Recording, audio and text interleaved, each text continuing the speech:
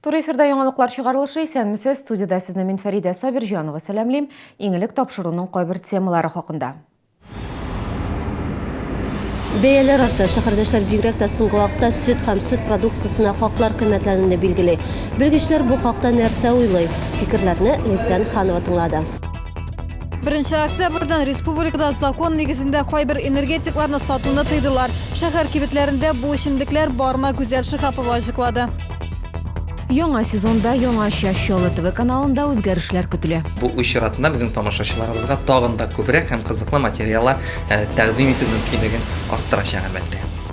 Менә монысы иң зур китап. Республиканың иң яхшы мәктәп китапханәсенә 47-нче мәктәп дәгъва итә.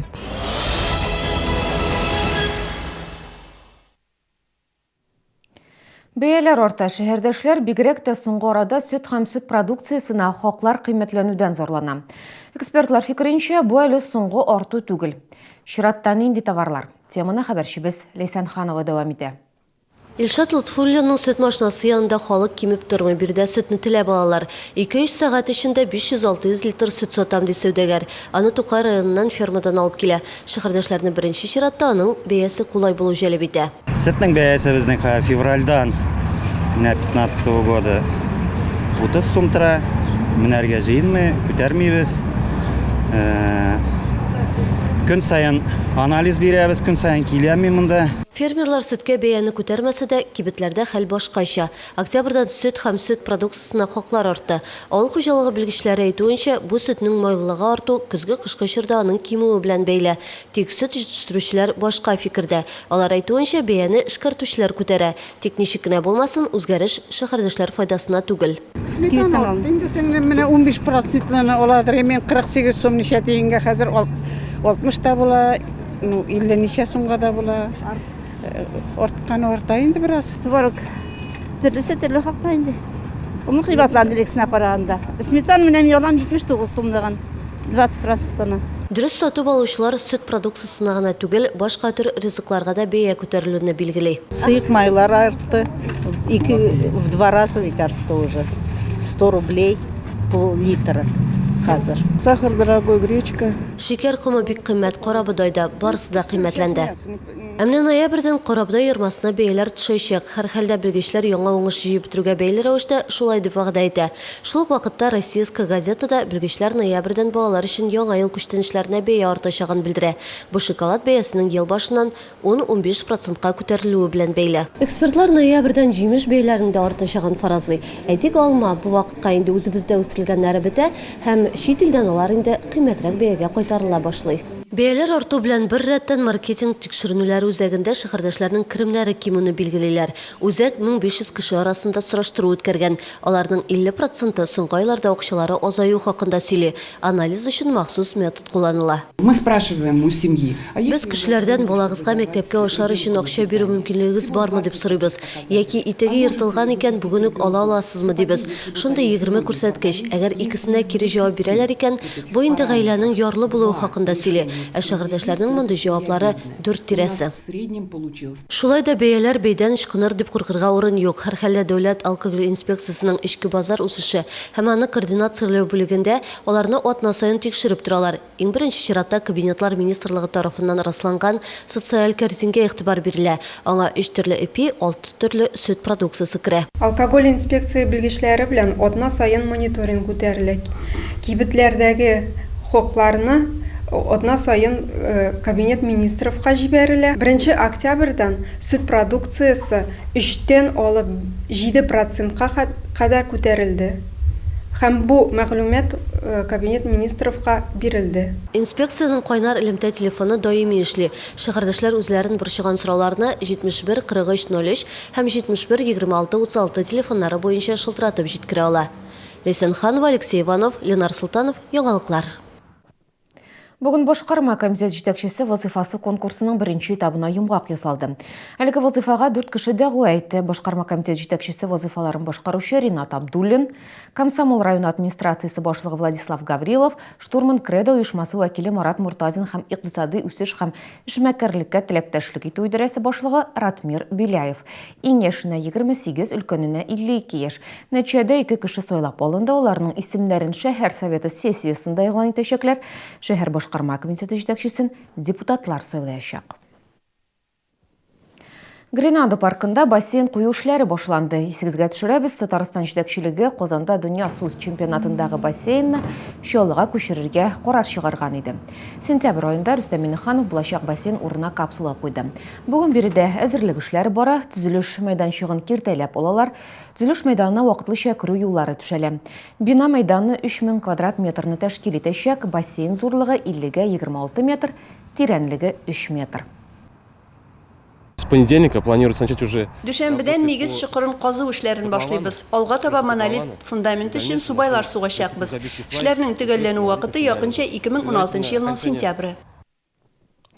Татарстан арбитраж судына наследие кертимчеләреннән гаризалар кабул ителә башлады. Алар саклык компаниясын банкрот дип игълан итүне таләп итә.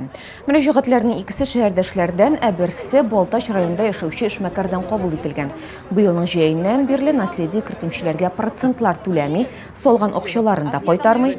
Гаризалар шәһәр судына да шактый җыелды. Бу эш белән Эчке эшләр идарәсе шөгыльләнә. 1 октябрьдән республикада закон нигезендә энергетиклар сатуны шикләделәр. Хәзер составында 1,2%-тан 9%-ка кадәр спирт һәм кофеин булса, бу эчемлекләрне сатарга ярамый. Документ инде ярты ай дәвамында гамәлдә. Инспекторлар берничә кибеттә тикшерү үткәргән, әлегә берсендә дә закон бузу очрагына тап булмадык диләр. Закон тыйган эчемлекләр кибет киштәләрендә очрыймы, энергетиклар организмга ничек тәэсир итә?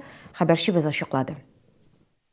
Кибетләрдә сатучылар безнең ачык йөз белән каршы алмады. Комментарий бирүдән дә баш тарттылар. Киштәләрдә энергетик эчемлекләр бар, дөрес кайберләре законлы рәвештә сатуда. Шулай да 45-нче мәхәлләдә урнашкан кибеттә сатучы билгеле бер маркалы эчемлекләрне тиз генә яшерергә өлгерде. Нет, я ничего не могу посмотреть, не надо. А почему вы их убираете? А? Почему убираете? Просто откуда я знаю, что вы тут хотите умудрить? Зәп бистәсендә сатучы аңлатма бирүдән читенсенмәде. Кибеттә энергетикларның рекламасы да эленеп тора. Әмма аларның составында алкоголь юк, спиртсыз эчемлекләрне көненә дистәләгән шешә алалар ди сатучы. Алкогольле энергетикларны ешрак алганнар. Сатып алучыларның күбесе яшьләр булган. В данный момент у нас только безалкогольно находится. Хәзер безнең киштәләрдә алкогольсыз эчемлекләр, ешрак руль артында баручылар, төнге сменада эшләүчеләр ала, олылар куллана. Алай күп алалар дип әйтә алмыйм, 100%-тан 40-ын алалар. Бүген иртәдән төшкә кадәр 3 банка саттым. Яңа закон чыгуына табиблар сөенә. Алар аңлатуынча энергетикларның составында капма каршы ингредиентлар бар. Алкоголь һәм кофеинны бергә куллану организмга начар тәэсир итә. День и ночь. День заставляет работать, ночь заставляет спать. Энергетикны куллангач, организм стресс кичерә, эчке секреция безләре эшли башлый, йөрәк тибеше ешая, кан басымы күтәрелә. Табиблар составында алкоголь булмаган, закон нигезендә сатылырга рөхсәт ителгән энергетикларны да кулланмаска киңәш итә. Энергетиклар алар үзләре энергия бирми. Алар безнең эчке энергияны алалар, но шул вакытта ул эчке энергия тулыландырмый. Без ничек дип әйтәбез, истощаемся. Организм. И инде бу бигрәк тә зыянлы баш миенә, йөрәккә, бөтен эчке органнарга. Хәзер алкогольле энергетиклар җитештерүчеләр шундый ук эчемлекләрне составына я спирт кушмыйча, я кофеинсыз гына җитештерә башлаган. Они сегодня под этими же наименованиями производят. Алар эчемлекләрне шул ук исем астында җитештерә, гос номерларына карарга кирәк. Бу аз алкогольле эчемлекләр. Номерлары 52-70, 51-159. Мондый эчемлекләр ирекле сатуда. Табиблар энергия чыганагын мондый эчемлекләрдән түгел, ә үзебездә үскән җиләк җимешләрдән, яшелчәләрдән алырга куша. 2 килодан кофе яки лимонлы чәй эчеп котылып була. Алкоголь инспекциясы хезмәткәрләре шәһәр кибетләрендә рейдлар уздыра. Закон бозучылар административ җаваплылыкка тартыла. Штраф күләме 5000-нән алып 50 меңгә кадәр. Гүзәл Шихапова, Айрат Закиров, Ленар Султанов, Яңалыклар. Яңа сезонда яңаша Шолы ТВ каналында үзгәрешләр көтелә. Бу уй чиратында безнең тамашачыларыбызга тагын да күбрәк һәм кызыклы материаллар тәкъдим итү мөмкинлеген арттырачак әлбәттә. Менәменсе иң зур китап. Республиканың иң яхшы мәктәп китапханәсенә 47-нче мәктәп дәгъва итә.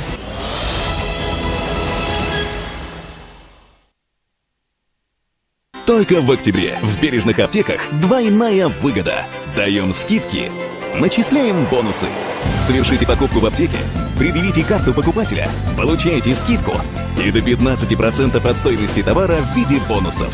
Уточняйте все о бонусной программе и двойной выгоде в бережных аптеках и на сайте. Верхняя одежда Нордвинд в торговом центре Арзан. Первый этаж, павильон 43. Нордвинд. Окружаем вас теплом. 27 октябрь 19 сәгатьтә Сара Садык исемендәге концертлар залында популяр эстрада артистларының Шаллы йолдызлары концерты уздырылачак.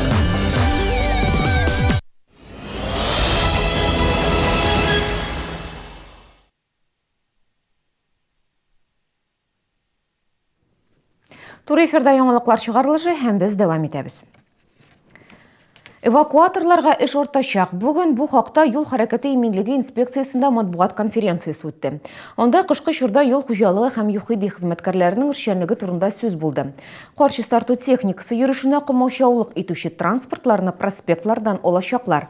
Аларның йөртүчеләрен исә 1500 сум күләмендә штраф көтә. Өстәвенә алар эвакуатор хезмәте өчен дә түләргә тиеш. Лицо, будь то собственник транспортного средства. Кагыйдәләрне бозган һәркемгә административ бер хезмәт төзәячәкбез. Транспортны проспектларда тиеш булмаган урыннарда калдырырга ярамый. Нормативлар буенча магистральләр кардан 4 сәгать эчендә тартылырга тиеш. Юлларны бозлауктан 3 сәгать эчендә арындыру кирәк. Таләпләрнең үтәлешен юл хезмәте инспекциясе контрольдә тотачак. ЮХИДИ инспекторлар энтузиастлар бульварында бүген фликерлар таратты. 1 июльдән юл хәрәкәте кагыйдәләре буенча республикада торак булмаган пунктларда караңгыда җәяүләрнең киемендә яктырткыч элементлар булырга тиеш. Әгәр бу таләп үтәлмәсә, 500 сум күләмендә штраф салына.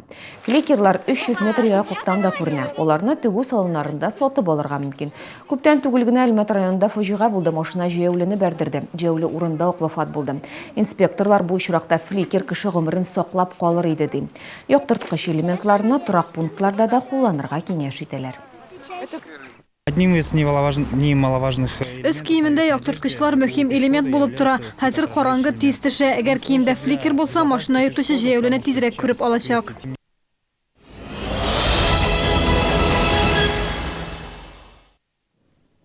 Яңа телевизион сезон яңаша. Киләсе атнадан Шолы ТВ телеканалы яңа форматта эшләүгә күчә. Телевизор караучыларны күп төрле үзгәрешләр көтә. Алар хакында тулырак алдагы сюжетта.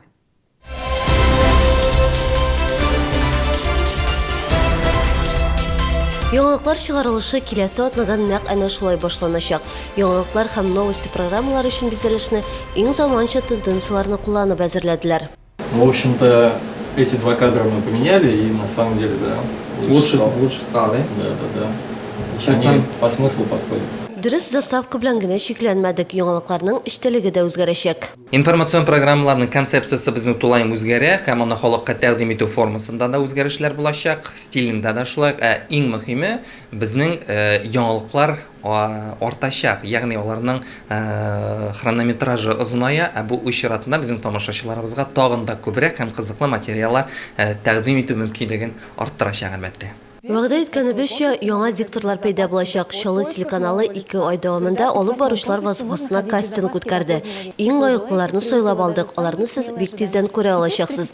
Мәгълүмати һәм тематик тапшыруларга килгәндә, аларга кагылышлы үзгәрешләр дә шактый. Шолы ТВ меняет программную политику. Шолы ТВ программаларны үзгәртә. Хәзер барлык тапшыруларны да эш көннәрендә бер үк вакытта күреп булачак.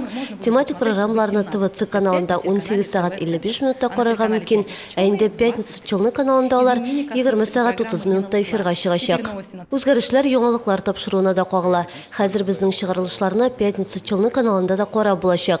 Ул иртәнге сәгать 7дә эфирга чыга. Редакция реклама бирүче партнерлар турында да онытмады. Алар өчен дә яңа сезонда яңа мөмкинлекләр каралган. Тапшыруларның яңача эчтәлеге бизәлеш клиентлар тарафыннан да уңай бәяләнер дип көтәбез. Яңа сезонда без арт бизәлеш тә кулланачакбыз. Ул безнең телеканалда иң популяр вакытта эфирга чыга. Яңа телевизион сезонда без телевизор караучылар өчен иң заманча алымнарны кулланабыз. Эфирда очрашканга кадәр. Лесен Ханова, Константин Величко, яңалыклар. Тоғай шүплеген рекультивациялилер ішінің бірінші этабын Qozan компаниясы башқара береді 10 біремлік махсус техника ішлі. Бүгінгі күнде ішшілер шүплікіні тегізлей екінші этапта шүплік территориясына соқлағыш грунт салу, оны махсус пленка білен қоплау планаштырыла. Ескі полигонны яңарту 168 миллион сумға түшер деп көтілі ішлерінің екінші һәм үшінші этаплары үшін тендер ойрым иғлан етілешек. Иртәгә 17 октябрьдә шәһәр күләм эме оештырылачак. Ул шәһәрне чистарту, яшелләндерү һәм төзекләндерү 2 айлыгы кысаларында оештырыла. Өмәдә оешма предприятиеләр, хуҗалыклар барлыгы меңләгән кеше катнашыр дип көтелә.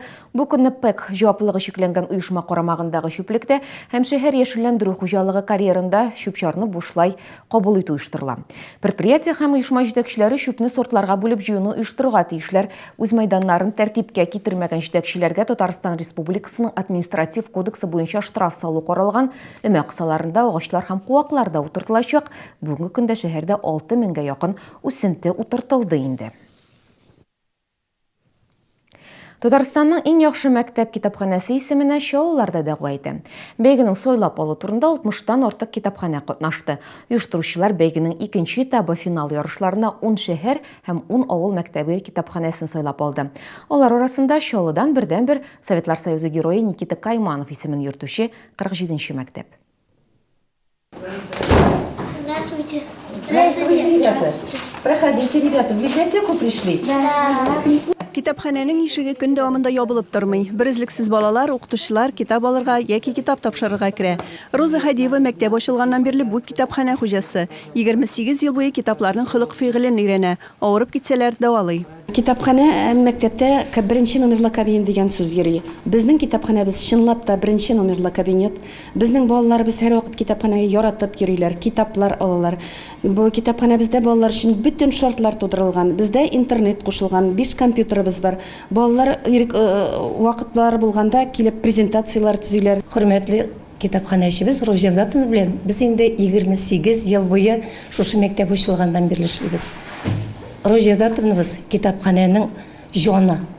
Ул инде шушы китапханәдә монда укучылар белән генә түгел, мәктәпне чыгарып инде кайдадыр эшли башлаган укучылар да китапханәне онытмыйлар. Фондында 50 000 китабы булган китапханәдә еш кына иҗади очрашулар булып тора. Анда балалар язучыларга үзләренең теләк тәкъдимнәрен җиткерәләр. Яңа китаплар белән танышалар. Һәрбер яңа китапны ниндидер балага күрсәтү, китапханәләргә тапшыру ул безнең өчен бик зур мәртәбә. Һәм менә бу бинада без яшь кунак. Һәм мин бик шатланып һәрбер чакырган вакытта алар янында киләм, үземнең язган китапларым белән уртаклашам, язган әсәрләрем белән һәм әлбәттә шушы китапханәгә үземнең яңа әсәрләремне калдырам, китапларымны калдырам. Мәктәп китапханәсенә ата-аналар еш кына сирәк очрый торган китаплар тапшыра. Ә менә Садриевлар гаиләсе иң күп китап тапшыручылар исемлегендә. Минем әни белән әти бу мәктәптә укыган, алар библиотекага 200 китап билдерәләр. Безнең китапханәдә төрле китаплар бар. Менә монысы иң калын китап. Менә монысы иң кечкенә китап. Менә монысы иң зур китап. Иң яхшы мәктәп китапханәсе 2015 бәйгесе гомуми белем бирү учреждениеләренең иң яхшы китапханәләрен барлау һәм аларның эш тәҗрибәсен өйрәнү максатыннан оештырыла. Җиңүчеләр 25 октябрьдә билгеле булачак. Әгәр беренче турда бәйге читтән торып үткәрелсә, финалда инде жюри әгъзалары китапханәләргә килеп, аның эшчәнлеге белән якыннан танышачак. Илсия Валиуллина, Алексей Иванов, яңалыклар.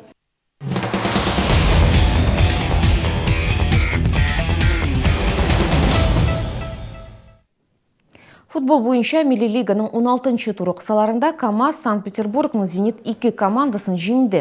Шәһәрдәшләр 4 матч дәвамында җиңүгә ирешә алмаган иде. Юрий Кириллов һәм Сергей Давыдов көндәшләренең капкаларына гол кертте. Зенит исә 1 гол кертеп исәпне тигезләргә тырышты. Бу җиңүгә кадәр КамАЗ турнир таблицасының ахыргы урынында иде. Петербургтагы җиңү өчен безнең командага 3 очко өстәлде. Бу сезгә җиткерәсе соңгы мәгълүмат иде. Киләсе атнадан яңалыкларны Пятница Чулны телеканалында да карарга мөмкин булачак. Тапшыру иртәнге 7 эфирга чыга. Безнең белән бергә булыгыз. Мин сезнең белән сау булашам, кичләрегез һәм ялларыгыз исән-имин үтсен.